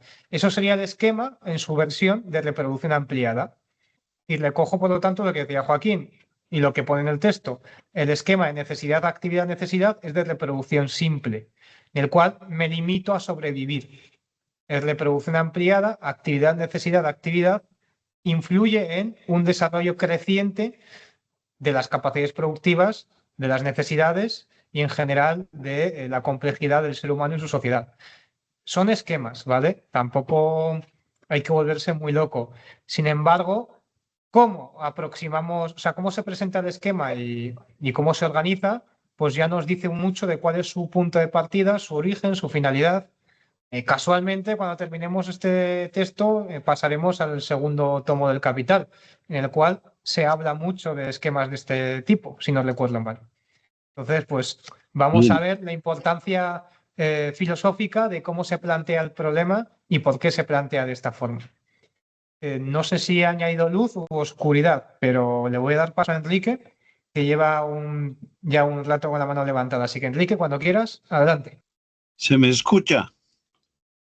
Sí, ¿verdad? Se te oye. Perfecto. Primero, me disculpo porque me ha costado bastante leer a Sebe. No nada más porque no soy psicólogo, sino mi gran pregunta que me hago constantemente es, ¿está hablando Sebe de su época? ¿Esta situación sigue siendo la misma hoy en la EXURS? ¿Y qué tanto es una aplicación? ¿Por qué? Lo que yo quisiera sacar del texto de Sebe es por lo menos entender cuál es la base, como él dice, de la personalidad. Y si es una digresión esta, y si no va por ahí, les pido que me lo corrijan. Esto es, porque él entiendo que él maneja en un esquema, a partir de la página 187, un esquema en el que habla de la infraestructura de la personalidad y de la superestructura de la misma. Y entonces, si yo quiero sacar en conclusión qué es la base de la personalidad, en primer lugar, él nos dice, es el conjunto de actividades que la producen y la reproducen. Esto es, en una sociedad en la que se encuentra el individuo en un determinado desarrollo de las fuerzas productivas y las relaciones de producción. Segundo, él dice, y aquí es donde yo tengo una duda, de que él maneja el concepto trabajo social. Y ahí es una pregunta que yo les hago. ¿De qué trabajo social está hablando? ¿Del trabajo social en general? ¿Del trabajo social en la EXURGS? ¿Del trabajo social en el capitalismo? Ahí puedo tener una terrible confusión, pero sí la expreso y la planteo como una gran duda. Él dice que esa actividad, el trabajo social, ese trabajo social es la actividad en la cual los individuos se desarrollan, pero son actividades y relaciones personales en las que el individuo desarrolla sus capacidades, llena necesidades, y ese conjunto, ese sistema viviente, como él lo llama, generan un producto psicológico. Esto es teórico, esto es teórico hasta ahí, porque hasta ahí entiendo que él está hablando de la infraestructura de la personalidad, para después decir que al mismo tiempo generan un producto psicológico que se expresa en una superestructura que él denomina los sentimientos. Esto es, las relaciones interpersonales, la familia, la pareja, la familia, el amor, que son la base, dice, de la personalidad. Entonces, perdón si esto es una revoltura de mi parte por una mala lectura, pero sí estoy preocupado por lo menos llegar a una conclusión entre lo que Seebeck plantea, que es la base de la personalidad. Y si esto es así, la pregunta es si esa base de la personalidad, como trabajo social, como desarrollo de capacidades, como satisfacción de necesidades y la generación de una superestructura, es válido en general, o se está quedando en el terreno del capitalismo, o se está quedando en la situación que guarda las relaciones de producción en la EXURGS de su época. Va.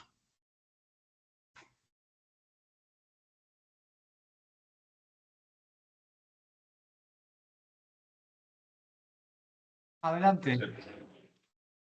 A ver, una cosa. Yo hay una cosa aquí que pienso que es un poco, vamos a decir, un poco redundante. Porque en un momento dice que, bien, volviendo a lo que antes he dicho, que la fisiología va a absorber a la psicología. Sí, que la fisiología va a absorber a la psicología, pero que tiene razón, es inatacable Pavlov desde un punto de vista, pero hay que completar con otro punto de vista, que es el punto de vista de las relaciones sociales. Y le habla de la neuropsicosocial, no sé, algo. Ahí yo creo que intenta inventar una palabra cuando ya existe otra palabra, que es sociología. La sociología también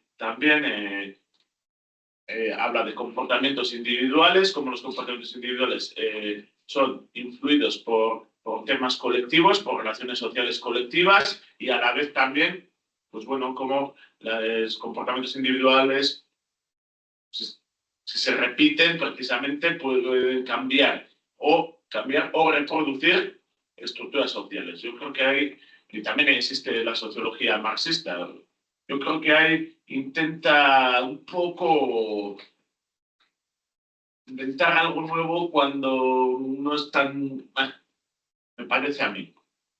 Y bueno, no me voy a repetir en el tema del trabajo y todo esto, porque ya lo he comentado. Es que a mí la salida de SEF no me parece una salida insuficiente, no al problema este. Pero bueno, vamos a ver.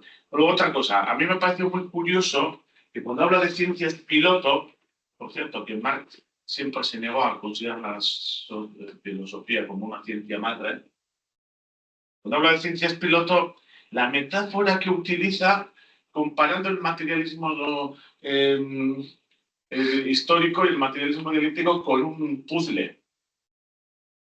Y yo creo que aquí es que tira demasiado por conductivismo. El puzzle, sí, vale, el puzzle no existen las piezas del puzzle en sí, sino existen en relación a las demás porque tenemos la idea del puzzle. Pero el puzzle no es algo que nos descubrimos nosotros, o nosotros, los que hacemos el puzzle. Nos viene descubierto. O sea, tenemos un estímulo externo que nos da, mira, aquí tiene que llegar usted. ¿Qué es? Al final de la estación final. Bueno, tire todas las piezas, las 5.000 piezas que tenga y pásese 2 semanas y llegue usted al punto final. Pero ya tenemos el estímulo allí. Yo que soy muy aficionado al ajedrez, aunque nunca juegue demasiado bien, tengo comprobado que en una misma posición, una posición dada, no sé si aquí hay aficionados a las ajedrez o aficionadas, pero es que lo tengo comprobado. Si una posición dada te dicen juegan las blancas y dan mate en 4, o te dicen tú eres blancas y busque usted la mejor jugada posible. O sea, la contestación que da quien recibe el problema, el aficionado, es muy diferente, según el enunciado. Ahí se ve también la posición coactiva, la función coactiva del lenguaje, pero bueno, no vamos a hablar de eso. Pero es que el tema es, si te dan un estímulo externo, pues finaliza el puzzle de 5.000 piezas y este es el esto. Compararlo con el materialismo dialéctico, que es un método filosófico que llega a donde nadie llegó entonces, superó a los pensadores de la economía política entonces. Superó a Proudhon, que era un hombre ya hecho y derecho del socialismo de entonces, y descubrió que para entender la filosofía hay que primero, precisamente hacer este recorrido. Hace 2 años hablamos de esto, de los manuscritos económicos filosóficos. Yo creo que la metáfora del puzzle no es la más adecuada para explicar eso.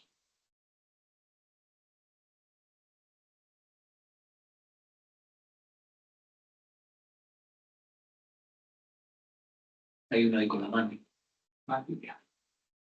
Silvia. Hola, ¿me escucháis? ¿Sí? Hola, ¿me oís? Sí. Vale. Es que estoy con el teléfono y estoy en una zona alejada de la casa, es decir, imaginaros.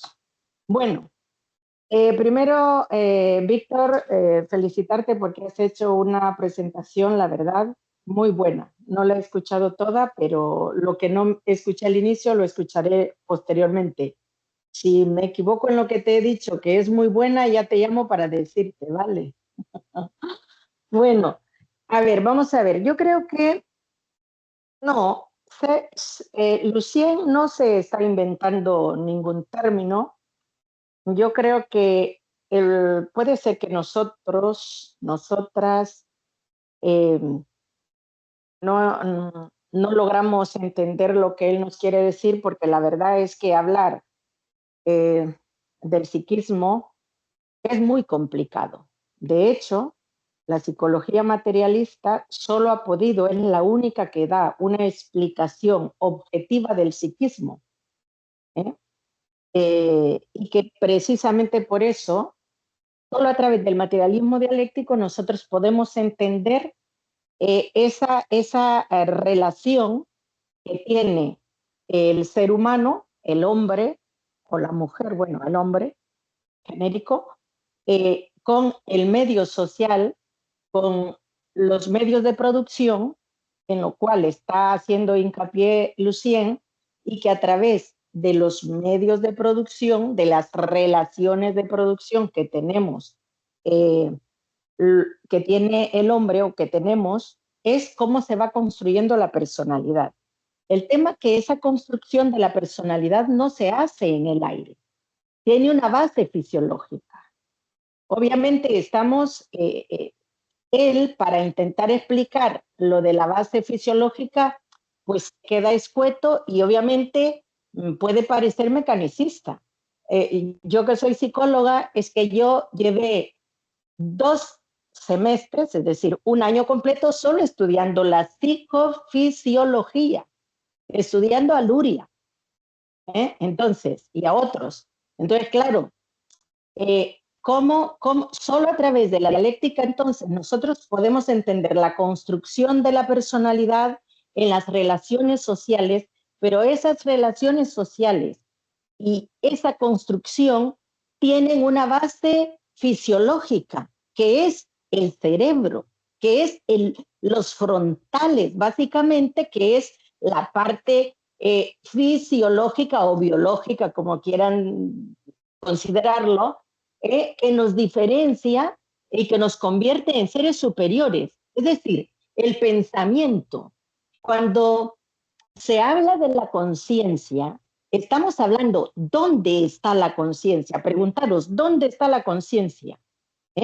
Entonces, la conciencia, que es lo más desarrollado dentro del pensamiento del hombre, dentro del psiquismo, digamos, de la persona, pues está en el cerebro, en los frontales, y luego entonces, claro, obviamente entender que, muy bien, yo tomo conciencia en las relaciones, en mi trabajo, donde construyo objetos, donde me apropio de los objetos, y esos, a través de conceptos y de imágenes, los voy almacenando en mi memoria.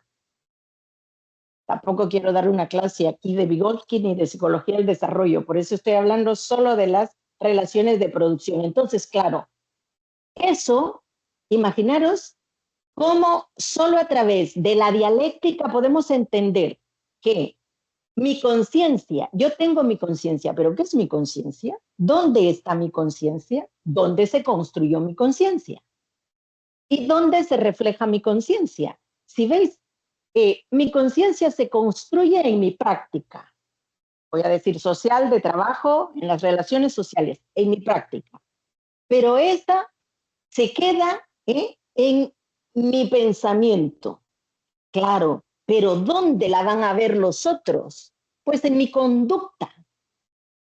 Entonces, lo que pasa es que ese proceso no puede ser mecánico, que es lo que se les critica a los conductistas, que los conductistas dicen, deme un niño y yo te hago o un delincuente o un hombre de éxito. Porque ellos dicen, bueno, pues si le damos, no, la persona no está condicionada en las relaciones sociales, va a tener otra serie de elementos y por eso es que se habla de la familia, de la pareja, etcétera, etcétera, porque todos esos elementos contribuyen a la construcción de la personalidad. Y como estamos hablando de el desarrollo o la construcción de la personalidad, él lo que plantea que se desarrolla en las relaciones sociales, que es lo fundamental. Él nos habla de un puzzle, porque intenta hacernos ver que la personalidad es la conjugación de la parte biológica, que sería pues mi cerebro o mi cuerpo o mi persona, pero también de la parte fisiológica, porque en la relación, por eso lo de Pavlov es importante, porque en la relación yo pienso en ácido y se me hace agua la boca, como al perro, ¿me explico?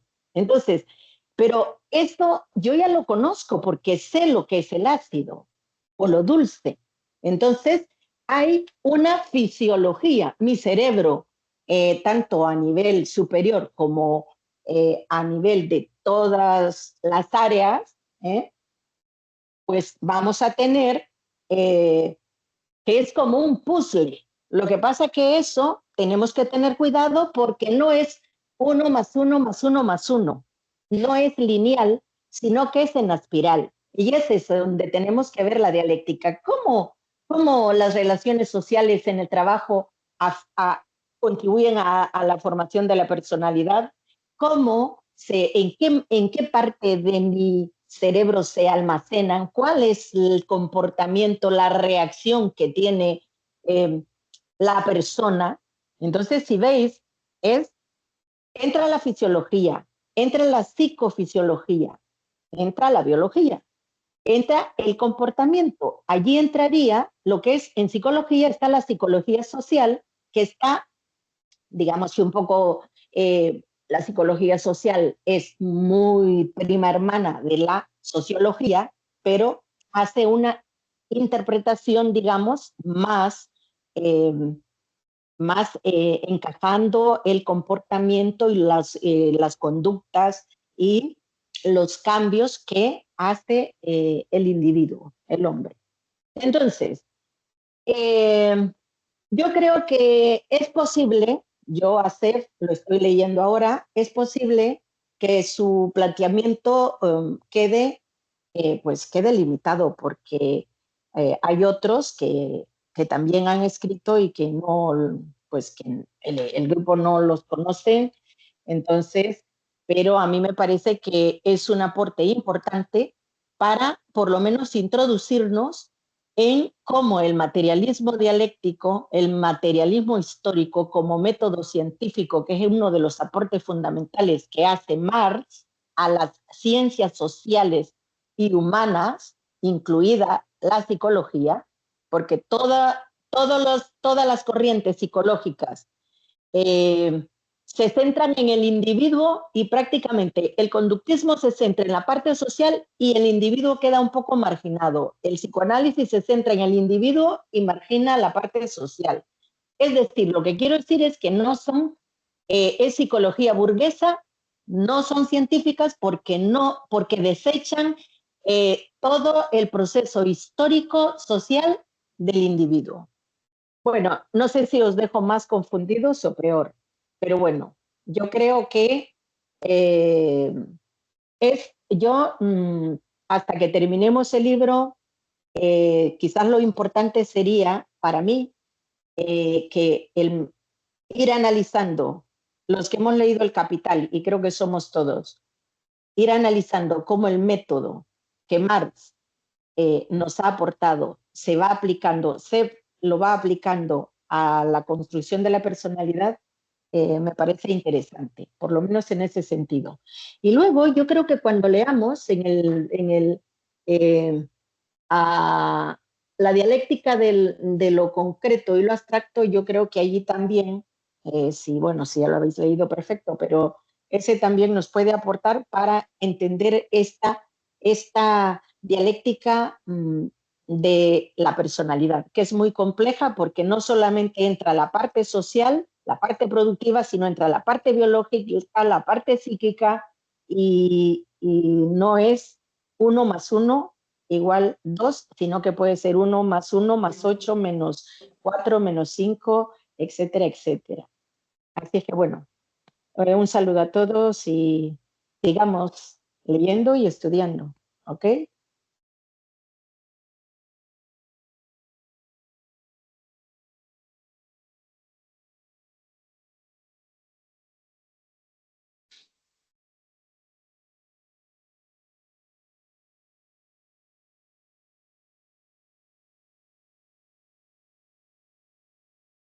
Bueno, yo voy a comentar algo. No tenía. Bueno, no sé. Adelante. Sí. Vale. No lo tengo especialmente preparado, pero bueno, como queda tiempo. Primero comentar que en la página 168, cuando se cita a Engels para explicar que la economía política no se refiere únicamente, ¿no?, a la la producción de cosas, ¿no?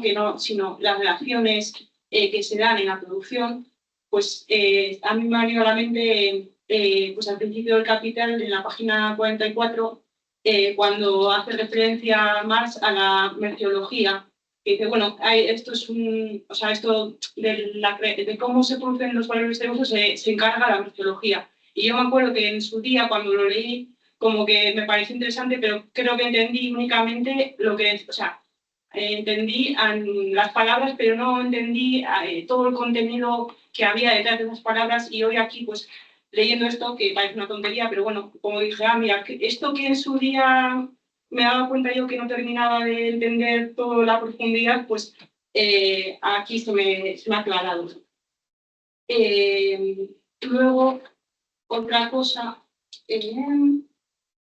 también en la página 179, cuando cita los Bundise, habla de que, pues, eso, que el obrero cede su fuerza creadora con una magnitud de asistente a fin de tener la facultad de trabajar. Bueno, esta cuestión de la fuerza creadora me ha recordado también a los manuscritos que, cuando leímos los manuscritos, en una apartado, en el tercer manuscrito, cuando mencionaban, ¿no? Pues que que la clase trabajadora es, como, no me acuerdo exactamente cómo lo decía, pero como que la clase trabajadora es por esencia creadora. O sea, que tiene, como que no se le puede despojar de eso, porque es como es propia así, es ser creadora, ¿no? Que luego, claro, luego en el Capital yo creo que esta cuestión evoluciona a la cuestión de la enajenación.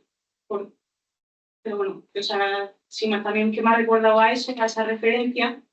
Y por último, en la página 182 hay una frase que me ha llamado la atención por esta cosa como que vengo yo diciendo en las en todas las sesiones, ¿no? Que ahora mismo me preocupa, de la cuestión de pues, el factor, el factor objetivo del trabajo y, el factor subjetivo, el factor objetivo del trabajo del capitalismo y las consecuencias que esto tiene. Y en la página 182, la frase esta que me llama la atención en este sentido es esta. Por lo tanto, el trabajo concreto, la manifestación de la personalidad viviente, por lo tanto, el trabajo concreto, la manifestación de la personalidad viviente, condición de su propio desarrollo, jamás puede alcanzar libremente su pleno crecimiento. Donde podría lograrlo, carece de los medios, y donde dispondría de estos, está prohibido utilizarlos. Aquí estaba hablándose sobre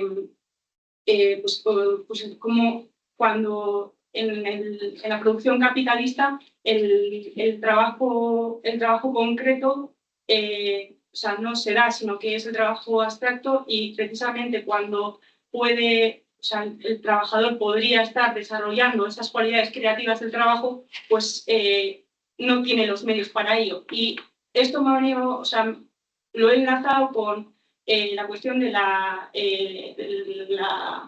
acumulación originaria, ¿no? Como en un principio el capitalismo espoja la exposición material de la clase trabajadora a la clase trabajadora de sus medios de trabajo, la obliga a vender su fuerza de trabajo, pero hoy en día la realidad es que el consumo no se limita a la supervivencia. Tenemos, como que ese despojo material se ha vuelto, ha vuelto de alguna forma a la clase trabajadora en forma de mercancías. Nuestros bienes, los bienes que nos rodean en nuestras casas, de alguna forma, o lo pienso así, que me parece casi, pues es como esa exposición material de nuestros antepasados, de nuestros antepasados como clase. Pero hoy ya es mercancía. Y ahora tenemos los medios para poder desarrollarnos creativamente, porque pues, tenemos un ordenador, tenemos no sé qué, tenemos no sé cuánto, quiero decir, son cosas que son accesibles, pero no tenemos lo que el trabajo en su versión, como decía Cortázar, pues, en su versión de transformar la naturaleza nos aporta o aportó en su vida a la clase trabajadora, que es la capacidad de transformar. Entonces, bueno, pues sin más, son una serie de reflexiones que no he traído muy preparadas, pero no me han salido tan mal. Y eso, este capítulo me ha parecido muy interesante.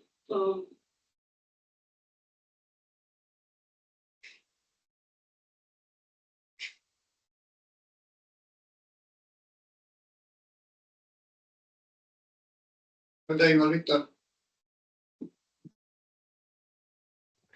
No sé si queréis decir algo más. Yo quería aprovechar para recordar que, bueno, desde mi perspectiva, esto es un libro que pretende ayudar a sentar las bases de una teoría de la personalidad y que, consecuentemente, yo creo que va a estar bastante influido tanto por la época, lo que ha leído Seb, como por limitaciones importantes. Pero bueno, como señalaba Anne, ¿no? O como se ha dicho en otras ocasiones, el libro nos recuerda elementos de la teoría de Marx que son interesantes. Como, bueno, múltiples de ellos. Veo que Adrián quiere decir algo, así que como yo estaba cerrando un poco, le voy a dar paso a la palabra. Adrián, adelante. ¿Se me escucha? Sí, No. ¿Se me oye? Sí, sí.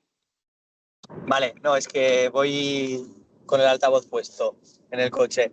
A ver, igual es que la intervención de Anne no la he escuchado del todo bien, porque ya te digo, o sea, voy con el altavoz, no se oye del todo bien, pero bueno, simplemente una puntualización y si ha sido mi error que no he captado muy bien lo que ha dicho y realmente estaba planteando algo similar, pues ya lo siento, pero eso.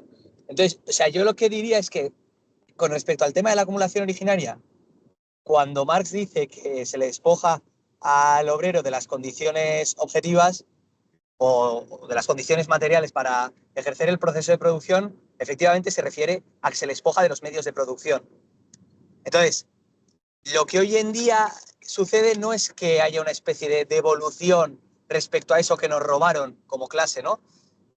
Lo que hoy en día lo que sucede es más bien que tenemos, digamos, para reproducir nuestra fuerza de trabajo, más elementos materiales que entran en la canasta de consumo y que son necesarios para llevar a cabo el proceso de trabajo capitalista, de forma capitalista, pero de ninguna manera tenemos, los trabajadores por lo menos, los medios como para transformar materialmente la naturaleza y de esta manera poder satisfacer nuestras necesidades sin vender nuestra fuerza de trabajo como mercancía. Entonces, el proceso de acumulación originaria, tal y como se realizó, se reproduce sistemáticamente gracias al sistema de trabajo asalariado, solo que la diferencia es que el valor de la fuerza de trabajo hoy en día ha variado y el valor de la fuerza de trabajo hoy incluye una serie de artículos de consumo mucho más,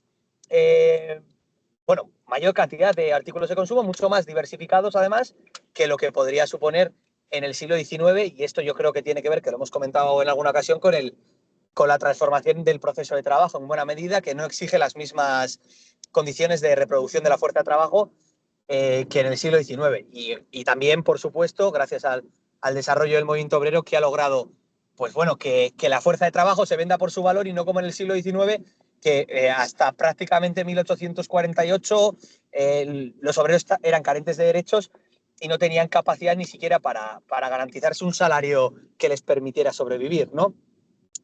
Entonces, bueno, que ya digo, que no sé si le he escuchado bien, pero vamos, que yo haría esa puntualización en caso de que efectivamente Anne hubiese dicho lo que yo estoy criticando, vamos. Y si no, pues estamos de acuerdo.